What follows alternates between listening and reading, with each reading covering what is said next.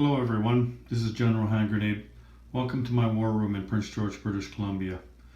In this video we're going to be talking about aerial warfare, and it's not going to be nearly as long as the naval warfare because there's only 3 planes, whereas there's a lot more ships than that, and the situations aren't as there aren't as many different situations, and it's not nearly as complicated, so it's not going to take nearly as long to explain aerial warfare. I will try to get to all aspects of aerial warfare though, including strategic bombing raids and scrambling, their role in amphibious assaults, and just general movement and combat. So these are the units here that are involved, that will be involved in this video, and all the units that have anything to do with combat. With air units. So over here on the far left we have the strategic bomber, and you can see it costs 12 IPCs. It has a movement of 6 and an attack value of 4 and a defense value of 1. So they're very powerful on attack, and their range is quite good, but they're not the kind of thing that you'd be buying to defend a territory, obviously. And next to that we have the tactical bomber, and that costs 11 IPCs. It attacks at 3 and it defends at 3, but with combined arms then that attack can get bumped up to 4, and we'll get into that when we start speaking specifically about tactical bombers. And then we have the fighter over here at 10 IPCs. It attacks at 3 and it defends at 4. So it's very good for defense, and it's cheaper than the other planes. So that's a good plane to have. A fighter is a good plane to have for defense. It's good for defending strategic bombing raids and as an escort in strategic bombing raids. But we'll get into that in a bit. And I've got the cost wrong here. And then we have also air bases. And if you were to purchase an air base, it would be 15 IPCs, but there's a lot of air bases already on the board. You might go through a game without seeing anybody purchase an air base. Naval bases are not part of aerial warfare whatsoever, other than they make the aircraft carrier over here go further. But that's about it. So I'm not going to bother with naval bases for this video. But the aircraft carrier here, that's 16 IPCs, and that's what the fighter and the tactical bomber can land on. They can use that just like they would an airstrip. And then we have down here, we have a couple of Russian factories. There's a major industrial complex and a minor industrial complex. I'm not going to get into those too much. The only reason I'm showing them is because they have a minor role in that. When you purchase planes, that's where you would be putting them, and also with strategic bombing raids, those are what you would be damaging them. And I guess in a tactical bombing raid, I guess that would be a naval base or an air base. You can damage an air base or a naval base in a tactical bombing raid, which works exactly like a strategic bombing raid, and we will be getting into that. But first we're going to look at the unit profiles. I'll be back in a minute with the fighter. Okay, so you're taking a look at a fighter here. It's on Iceland, and before I get into the specific unit types, let me just tell you a little bit about the general principles of the aerial combat pieces. All 3 planes are the same in that they have a movement ability. Now that movement ability is there's 2 types of movement on your turn sequence. There's combat move and there's non-combat move. So for instance, the fighter has a movement ability of 4. So when you combine both the combat and the non-combat movement, it can't go above 4, except in the case of where you start your movement from an air base. And you see that Iceland here has an air base on it. If you don't have air bases printed right on your map, then you would put an air base on your territory there that is supposed to have an air base. So that would mean that your movement ability is 5. Now, when you're considering movement, when you're flying into the water, you would fly one into the water, and then two into the next sea zone, and then three, or one and two and then three onto the land. You wouldn't just go one into the next sea zone. It's one into the water. And also when you're coming in, then let's say you're here, you go one, two, that would be three onto there. Like you wouldn't fly from sea zone 119 right onto Iceland. You'd go from sea zone 119 to sea zone 123 and then onto Iceland. So that's how movement ability works there, on an island, or even on a coastal territory. So you have to count that water there. But if you were on an aircraft carrier sitting outside of Iceland there, then it would be a little different. Now you would not have that extra space because you're already in sea zone 123 here. So you wouldn't have to go 1, 2. What you would do is you would go 1, 2, 3, 4 and land back on this carrier over here. But you wouldn't get to use the airbase. So if you were starting on this carrier, you're not on the airbase. The airbase is on Iceland. Just because the carrier is in adjacent to that doesn't mean that you would use it. So whether you were at the airbase or whether you were on the carrier, you could still go 5 spaces away from Iceland, because Iceland gives you that extra space with the having that airbase. And only fighters and tactical bombers would be able to use an aircraft carrier. You couldn't land your strategic bombers, that's the big ones. You couldn't land these on aircraft carriers. You can only land the tactical bombers and the fighters on aircraft carriers. I'm not going to get into aircraft carriers too much. If you want to know more about planes, the relationship between planes and aircraft carriers, I advise you to go see my video, Naval Combat or Naval Warfare 101, because that explains in great detail the relationship with planes and aircraft carriers and other boats. That will give you a much greater understanding of how planes and aircraft carriers work together. But suffice it to say that these cost 16 IPCs, and when you are on an aircraft carrier and you decide to move, then the planes don't stay on the aircraft carrier. The planes have to take off. So let's say you wanted to go down here to sea zone 108. Well, the aircraft carrier would move independent of planes. So the aircraft carrier's gone too. The planes have also gone too, because they're in the air as long as you're moving. And then once they get there, whatever they've done after they're finished doing it, like if they were attacking somebody down there, then they would go ahead and do the combat, and then they would land back on your carrier here. So just so you understand, you can't take your carrier 2 spaces and then go 4 more spaces beyond that with your planes. The planes take off as soon as your carrier starts moving. The only exception would be if it was somebody else's plane. Like let's say you had a Italian fighter on there. Now an Italian fighter is allowed to land on a German carrier because they are on the same side. But when this carrier went to move, the German fighter would take off and it would move down to sea zone 108. The Italian fighter would stay on the carrier, and it's considered cargo. And so if that carrier was hit, and how you would signify that, it would be damaged, it would be on its side, then the Italian fighter would stay there. Then this guy's got to find a landing space. If he was in this zone already, he could only go 1 space. So if there was another carrier around here, then he could land on that carrier. But if there isn't, then this plane is lost. But not the Italian plane. The Italian plane is still on the carrier. He's not really on his side. He's just damaged, and he can't. Nobody can take off or land on him. But because the Italian fighter couldn't take off to begin with, then it's not lost. But then when the Italian turn comes along and it's time for him to fly off the carrier, if it's still damaged like this, then he can't take off from the carrier. He has to stay on the carrier until it makes it to a naval base. Like here's a naval base over here. You could go to this naval base and repair the carrier, then this plane could take off.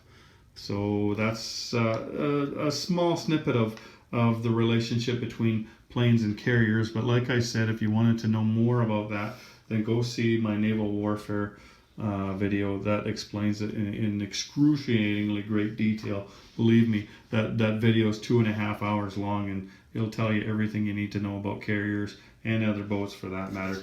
So I explained to you that this is one zone, two zones. Now, when you take off, you have to have a landing space before you take off. Like this guy's got a movement value of 5. You have to be able to land on a territory or a carrier territory that you own at the beginning of your turn. So this guy could go 1, 2, 3. He could attack these boats in here, but then he's got to be able to land. So that would be 4, 5, or 4, 5. So he would be able to leave. He would be able to attack those boats. If, on the other hand, let's say that wasn't, let's say that was not an air base there. Let's just cover that air base up. Let's say that's not an air base. Now he can only go 4 spaces, right? So you go 1, 2, 3. Now where's he going to land? He can't land here because this is British territory. He can't land in any of these sea zones here because there's no carrier on them. So in other words, he would not be allowed to attack these boats. You can't just say, you know what, I'm just going to sacrifice this plane. I'm going to attack those boats and see if I can take them out. That's not allowed. That's an illegal move in the game of Global 40. So you have to be able to land before you can take off. Now, given that this is it makes your movement ability 5, that's 1, 2, 3, and then you could go 4, 5, or 4, 5, or 4, 5. You can land, so you can go ahead and attack those boats from there.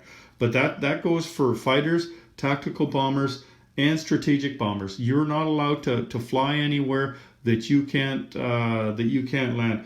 But one of the things you could do in this situation, like I just described, let's say that's not an air base. If you had purchased an aircraft carrier and you said, okay, you told your opponent, I'm going to attack those boats, and he said, hey, wait a minute, you can't land them, and you say, no, I've purchased a carrier and I'm placing it here when it's time to place units because I have an industrial complex on Western Germany, so I can place an aircraft carrier here in Sea Zone 112. It's not there yet, but I can attack these, and then on my non-combat move to Sea Zone 112, and then when it comes to placing units, I place all my units and I place my carrier, and then the fighter can go on that carrier. So you can go as far as you want with the intention of putting your aircraft carrier there. But what you can't do is you can't say, okay, now I'm gonna go there and then I'm putting an aircraft carrier on, so that means I can attack this, and then not place your carrier there. You can't then all of a sudden place your carrier over here where he can't land just because you thought that aircraft carrier was going to be taken out by British planes or something. You can't. If you said you're going to put it in Sea Zone 112, then that's where you have to put it, as Sea Zone 112, so that plane can land there. The only way you wouldn't have to put it in Sea Zone 112, you could say, okay, I'm going to buy an aircraft carrier and put it there. That means I can use this plane to attack these boats. Now, if you lose this plane goes in there, and obviously he's not going in 1 against 3 boats. There's going to be a bunch of planes that go in there. But if for some reason this plane got shot down, then you wouldn't have to place that carrier there if you didn't want to. You could still place them there if you want, but you could also place them back here. Just because you don't need a legal landing space in Sea Zone 112 that you had already specified when you moved them on your attack move, you don't need that extra ability to land that plane because he no longer exists. Then you can place that carrier someplace else. But if you said you're going to place him there and that plane is still alive after that attack, then you have to place the carrier there and you have to land the plane there. That's just the way it is. Now, fighters. Okay, specifically to fighters now. Fighters go 4 spaces and they attack at 3. They defend at 4. So they defend even better than they attack. But 3 is still pretty good. So they're good on offense and everything. And what they're really good for, here, let's just move over here to the Russian front. So you see a bunch of planes over there. Let's add this fighter here. And this is true for all planes and not just fighters. But let's say you want to attack this guy in here, this space right here. Now, you don't necessarily want to move all your tanks in there and everything, because then you're leaving all your tanks there. And then these guys can come back and they can take that tank out. And a tank is worth twice as much as an infantry. So you want to kind of protect these, right? So instead of moving that tank in there, you could move these guys in and you could move your planes in, right? So then you attack them and everything. You know, let's say you take them out, and let's say he took one or two of you off there. Then now that was your combat move. Now in your non-combat move, then you move these back again. So now those planes aren't exposed. So that's why planes are good to have. That's one of the reasons that they're good to have, is that you don't have to expose them to counterattack, or not necessarily anyway. If you've planned it out properly, then all you're exposing for a counterattack is just the 2 infantry, and they're cheap, right? And so that's one of the things that planes are good for. But just remember, when you take off, you have to land them again, and you cannot land them in a place where you just took it out. Like let's say you came in and you had lots of infantry, and okay, it'll be safe enough to land there, but you can't do that though. Like let's put 10 more infantry on there. Let's say you went in with lots of guys, and you took this out. That it was Russian to begin with, and you went in and you took it out on this turn. That doesn't mean that you can land your planes here. In fact, you can't land your planes there. You have to own a territory at the beginning of your turn in order to land your planes there. So you would not be able to land planes there. You can land planes on your territory. So these are German planes. So you can land them in Germany, or you can land them on one of your allies' territories. So you could land a German plane down here in Italy, because Italy is on the same side as you. And you know, like the British, like you see here, there's a French plane. He's sitting on a UK territory. You can land your planes on your allies' territories. You can land them on your allies' aircraft carriers, as long as when you took off to begin with, that you already own those territories. Or your ally owned those territories. And clearly, if you'd be landed on your allies' territories, then they would have owned it, because they couldn't have somehow acquired it while it was your turn. So just be mindful of that you can't land on a territory that you just took over. So let's take these guys off again. Put these guys back on. So there, that's how it started off. It was a Russian territory, and it became a German territory that turn. So that's why you couldn't land any of your boats there. Bombers, strategic bombers, or fighters. The other thing that fighters are good for is, there's 2 other things, sorry, and that is in scrambling and as an interceptor. So you see this air base here. Where there's an air base, and there's an air base also right here, you can scramble fighters into an adjacent sea zone. So this is on a land territory here. This is the territory of United Kingdom. Most people just refer to that as London, because the whole nation is called United Kingdom. So it's easier just to refer to this space as London. So there's 3 fighters on London, and you can do this with fighters or tactical bombers. I can't reach any others around that. Never mind. But anyway, like if you had a strategic bomber in there, even though this one is German, like if that was a British one, then you could also use that as a scrambler. But that's a German one. Okay, so what scrambling means? Like let's say the Germans decide to attack. Let's attack these British boats down here. So they come down here with this, and they come. These subs, they're not actually supposed to be there. I just moved them out of the way for the video. So you came in there with a couple of subs, and then you decided to come in there with a bunch of planes as well into this sea zone. Now this isn't a normal attack. I'm just throwing them out there. Okay, so all these planes here are going to attack these boats, okay? As well as these boats here. Now, when Germany has finished their attack moves, not just this move, but all the attack moves that they're going to do, because when it's time to do a combat movement, then you will move into every one of your attacks. or your combats. So you move them all in there and everything, and okay, and when it's time for combat, you say, is there going to be any scrambles? And so anywhere that the Germans moved into, including this space right here, you can decide to move up to 3 planes into that sea zone that is adjacent to where you have an air base. So you could move all 3 of these planes in here, and now it's all this stuff here against all this stuff here. None of the stuff that's on land would take part, and you wouldn't be able to move a bomber in there.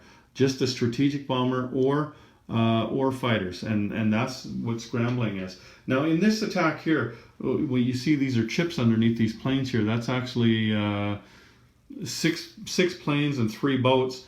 I would not move these 3 in here. You don't have to scramble your fighters into there, and they're attacking, even if they were just like this boat wasn't here, even if they were just attacking British boats, you could still defend even with just 1 French fighter if you want. The French player could decide to put in the fighter.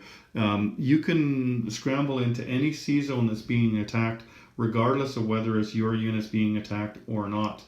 So that's pretty interesting. Anyway, that's scrambling. Now, if they didn't go with so much, like let's say this is all they went with was these in here like this.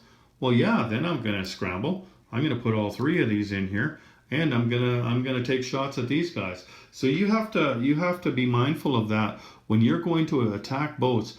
Take a look. Is there an airbase adjacent to that sea zone, and does that airbase have fighters or tactical bombers on it? Because they defend very well. Tactical bomber defends at 3 and a fighter defends at 4. So if they're putting fighters and tactical bombers into that zone there, then that's going to make that attack a much harder. That doesn't mean that it's a good idea for them to do it if you're coming in with overwhelming odds. It just means that is available to them. And so you will want to go into a sea zone like that with overwhelming odds, if for no other reason than to dissuade them from bringing these fighters in. And if they do bring them in, then that's even better, because then you can kill not only their boats but their fighters. So they have to defend smartly too. It's not just a matter of choosing like they have to choose whether or not they're going to attack. Not always a good idea. So that is scrambling. Now, strategic bombing raids. That is something else too. So that's when we get into bombers and tactical bombers.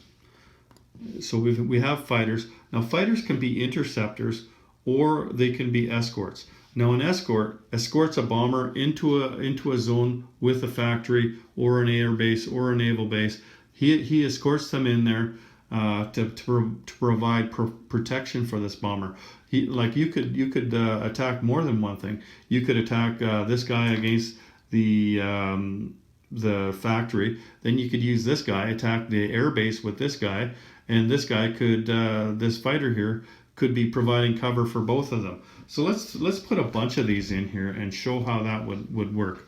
Let's put in, let's say, 4 fighters into this strategic bombing raid, and let's go with 2 tactical bombers, and then let's go with 2 strategic bombers. So this is what's going to attack London. Now you see on London they have these things here. These are anti-aircraft artillery right here. Here, let's just move this out. We don't need this for now. This is anti-aircraft artillery. During a strategic bombing raid, anti-aircraft artillery are not part of the attack or are not part of the defense. The only thing that's part of the defense, there are anti-aircraft that are built into factories, and there's anti-aircraft that are built into the other facilities. Here are the other 2 facilities. I've covered them up right now. That they're printed on the board, but there's an air base and a naval base there. Let's just say, for the sake of argument, that one of the tactical bombers is going against the air base, and the one that's a chip here, let's get rid of that chip. So you got one against the air base and one against the naval base there. So those guys are going to bomb the air base and the naval base, and these 2 are going to bomb the factory. And you have 4 fighters that are going to be escorts. Now, when you're going in with the bombing raid, that means you're an escort. When you're going to try to stop the bombing raid, that means you're an interceptor. So again, it does not have to just be the British planes that, in this instance, that are intercepting. It can also be this French fighter here that is going to act as an interceptor. And they can decide whether or not to go up. They don't have to go up against these planes or not. They can decide to stay on the ground. So these guys come in. These anti-aircraft artillery are only involved with regular combat, or general combat it's called. So they have nothing to do with a strategic bombing run. So what's going to happen here is these guys decide, okay, we're going to try to intercept. We're going to use these 3 fighters. So now you count up all the planes on both sides. It could be that you have 10 of these, then that would count as 10. But in this instance, you only have 3. So you have 1, 2, 3, 4, and there's 4 of these, so that's 8. There's 8 German planes and 3 defending planes. So 2 British and one French plane. So then what you would do here, let's just grab some dice here.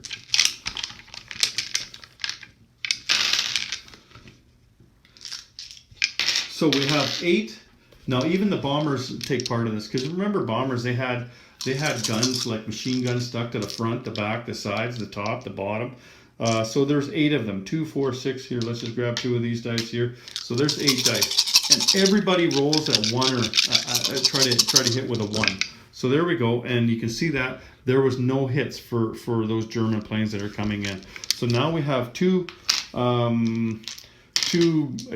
British planes and a French plane fighters. So they also shoot at 1. Now none of them hit it either. Let's say that you did get 1 hit.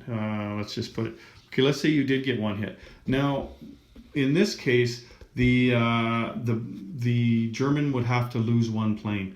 So they could decide, they could lose any one of these planes that they want. Let's say they just decide to take out one of these fighters. They're the cheapest plane. Plus, they really wanted to bomb those things, and now, but they didn't hit any of these. So these go back, and now it's just the bombers that are in for the rest of the bombing run. The fighters have broken off. All of the fighters have broken off. So the British, the French, and the German fighters have broken off, and they've flown back to their airfields, and it's just the bombers that are involved. But there is an anti-aircraft gun on the factory, there's an anti-aircraft gun on the naval base, and an anti-aircraft gun on the air base, and they get 1 shot each at and so they get 1 shot each. So the UK would roll 3 dice, because they have 3 anti-aircraft guns there. Wait a minute. Oh, hang on for a second. I'll be right back. Okay, I just had to check on something there. I'd forgotten, because it's different with anti-aircraft artillery and anti-aircraft guns, which are what's part of the facilities. So for anti-aircraft guns, you would roll a dice for each one of the bombers coming in. So if you take a look here again, there are 2 strategic bombers and 2 tactical bombers. So that means the British would get 4 shots at those, because they're British facilities. So you roll them, and you have to roll a 1, and these missed. These all missed, okay? So what happens now is those bombers made it through the anti-aircraft. Now they go for their bombing run. So you have 2 strategic bombers that are going against the factory. So you roll 2 dice here, and strategic bombers, for each roll, you add 2 to the dice roll. So here we have 4, 5, 6, 7, and then you add 2, and there's 2 of those, so 4. So that's 11. So what happens is you just damage that industrial complex, 11 damage points. So what happens here? Here the blue chip is worth 10, and the gray chip is worth 1. I usually use different color chips for this. So you would put those chips underneath that factory there to show that there's 11 points of damage on that. Then it's time for the tactical bombers. The tactical bombers are going to go against the 2 facilities. So let's go with the one against the air base, and that's that roll of a 3. And so you would put 3 chips underneath the air base, let's just move them out here, okay, because it's getting pretty crowded in here. So you put 3 chips underneath the air base, and then you roll against the naval base, and that's a 4. So you put 4 chips underneath the naval base to signify that you have 4 points of damage against the naval base. Now, why did you do that? Well, because you use your industrial complexes to put down or to place units, right? And let me just move this out of the way. And you can only put 10 units on a major industrial complex, but there is 11 points of damage. So you wouldn't be able to place anything on here. In order to place even 1 unit on the industrial complex, you would the British on the beginning of their turn, the purchase or repair units, they would have to spend 2 IPCs to bring that down to a 9 damage from 11, and then they can only place 1, because now they're at 9 damage and they can play, and 10 is the maximum amount they can place. So whatever, like if they were to spend 6 IPCs and take it down, and so there was 5 left, well that damage is at 5 and the capacity is 10. That means they can place 5 units. So that's why you would damage it. And the maximum damage that you can place on a major industrial complex is 20. Like, you can't just keep bombing it and bring it up to 50, so they'll never ever be able to place anything there ever again, or for the rest of that game. I mean, like, you can't go beyond 20. So if you were at 16 and you damaged it another 10 more, then it would only go to 20. It wouldn't go to 26. So, and then for the British to be able to place any units there, they would have to bring that down below 10. And how far below 10 will be how many units they could place on there. If they spent 11 IPCs, then they could put 10 units on there, because there's only 11 damage. But it works a little differently with these things, with the air bases and naval bases. Now, both of them can be damaged to a tune of 6. So this is 4. This is almost, like this. Another 2 and it would be at capacity, and this is damage 3, so another 3 and that would be at capacity, and that'd be the most you could damage it. You don't have to pay down all the damage to be able to use that air base again.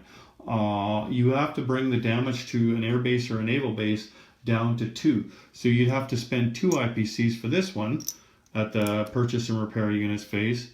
Now that naval base you can use it. That means you can do whatever function is available to a naval base, which includes making your boats go 1 space extra and repairing your capital ships. That's what naval bases are for.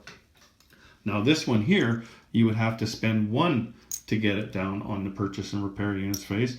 And if you've got air base down to 2, that means you could scramble, and that means that your planes can go that 1 extra space.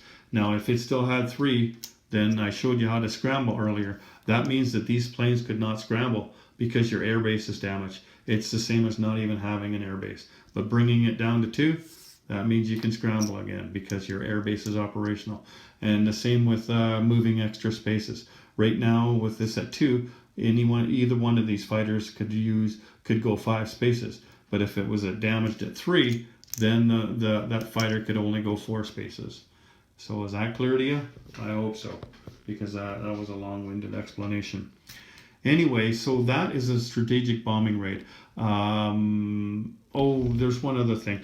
A strategic bomber, that's the large bomber here, it can attack the factories, or industrial complexes, they're the same thing. It can attack those, and it can attack air bases, and it can attack naval bases. But a tactical bomber cannot attack a factory. It can only attack a naval base or an air base. So you can't just come in there and attack a factory with a tactical bomber.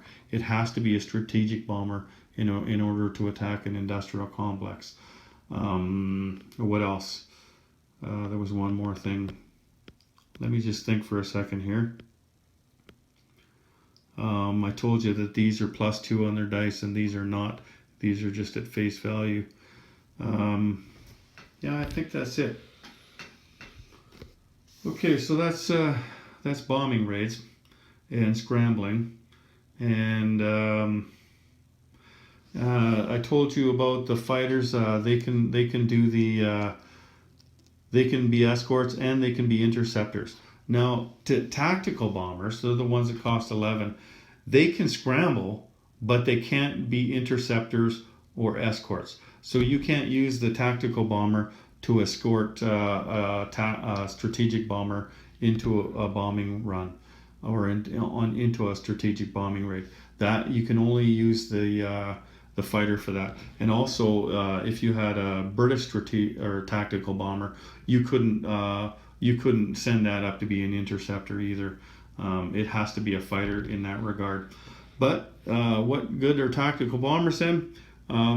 If you're going into a regular combat situation, now I showed you here where these guys went in down over here. Where's that German guy? Let's go in here like this. So these guys are going in here, and you got a tactical bomber, and you got a fighter. Now normally a tactical bomber in regular combat attacks at 3. But if you pair that, it's called combined arms. If you pair that with a fighter, then your tactical bomber is +1. So he will attack at 4 instead of 3. The fighter will still attack at 3, but now the tactical bomber will attack at 4. And so that's because what these were for tactical bombers. They were for attacking the ground. They were for doing small bombing runs like against bases, air bases and naval bases, and for attacking tanks. So, and the other thing that you can do for combined arms for a tactical bomber, let's take the fighter out of there. Let's say you went in with infantry and a tank and a tactical bomber.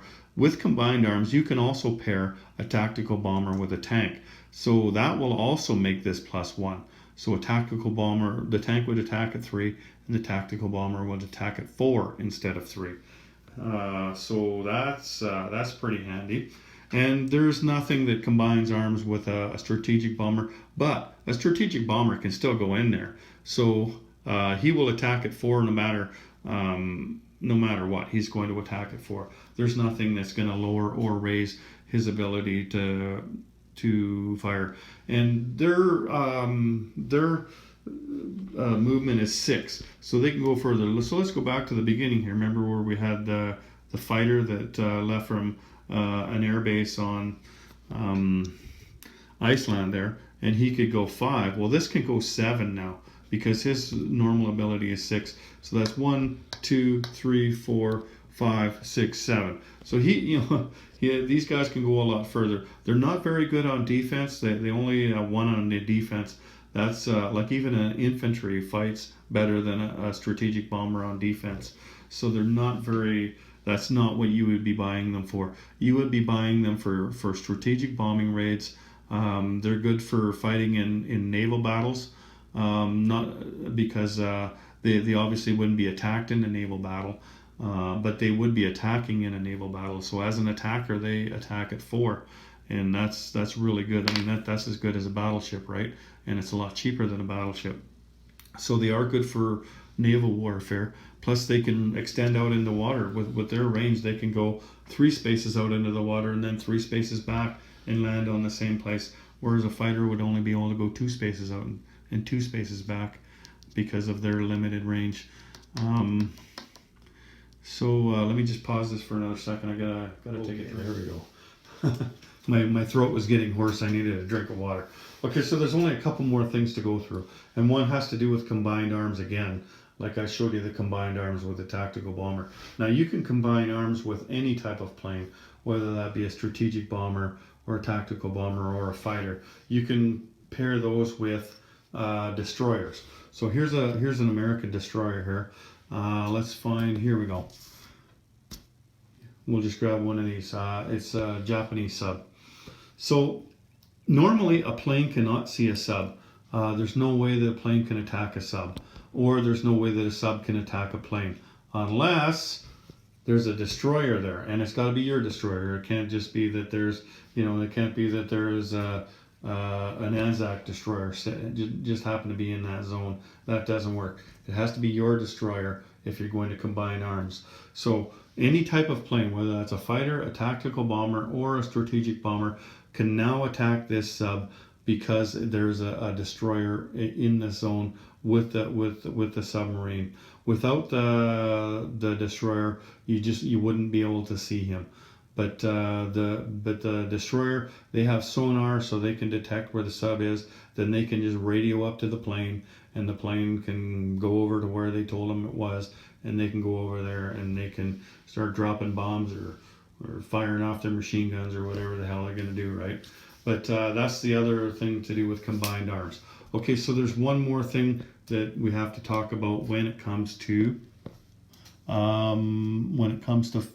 planes. I'm not going to get into the tactics of using planes, other than to say that what I showed you earlier, how it was good that you could go in and then you could leave, so that you can't take it. There are exceptions to that, where if there's an extremely valuable target, you might just go in with planes, and even though you might lose a few of them, just to take out that high value target. But otherwise, you're going to try to lose something a little cheaper, like an infantry, or say a mechanized infantry, or an artillery or something, rather than losing an expensive plane. Okay, so the next thing we're going to talk about is an amphibious assault, and the role that planes have in that. So let's just bring some of this stuff down here. Let's bring a couple of these transports in. Let's say this here and this here, and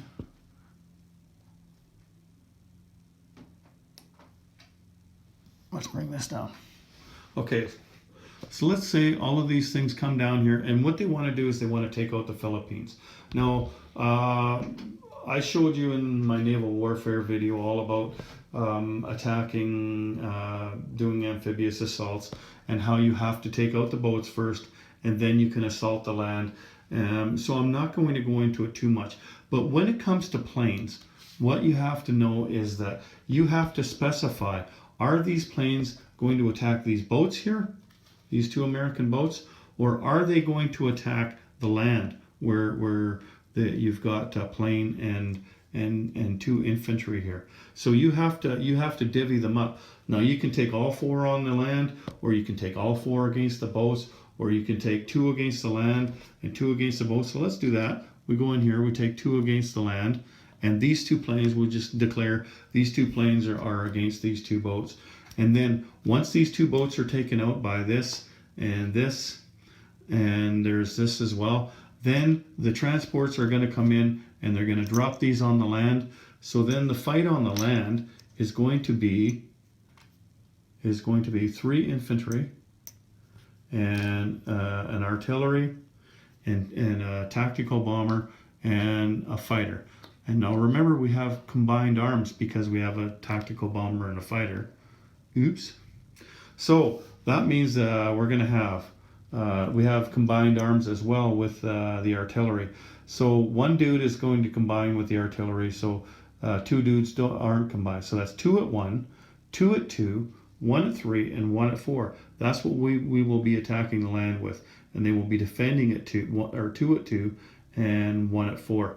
And then in the water here we have a destroyer. So that's 1 at 2, and then 1 at 3, and 1 at 4, because they're combined arms as well, right? A fighter and a tactical bomber in an attack.